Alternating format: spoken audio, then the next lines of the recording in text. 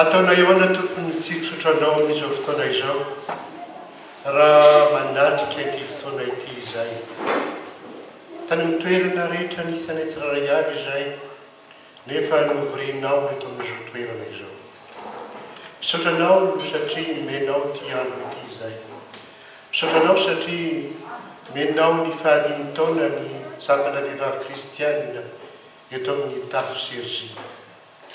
Angamba tsy dia mbola makaiza kory zany ty fotoana izany.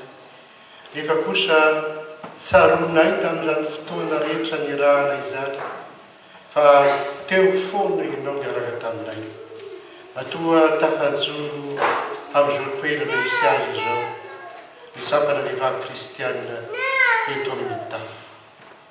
Mbola hapetraka aminao indray ny fotoana manaraka rehetra ary ny tsy ny fotoana io avy ihany fa ny fotoana rehetra izay napetraka ho tanterahany reto vehivavy kristianina ireto. Amin'izao fotoana izao ihinana sy hisotro izay ary apetraka ao ampitantanao zany tompo mba ho tahinao mba hitondra soa anay ary mivavaka manokan'izay ho an'ny toerana miady amin'izao fotoana izao ho an'izay tsy manan-koanina akory inganenao Jesosy hanatanteraka ny teny hoe homena azy ny hanina sahazy ho azy isanandro.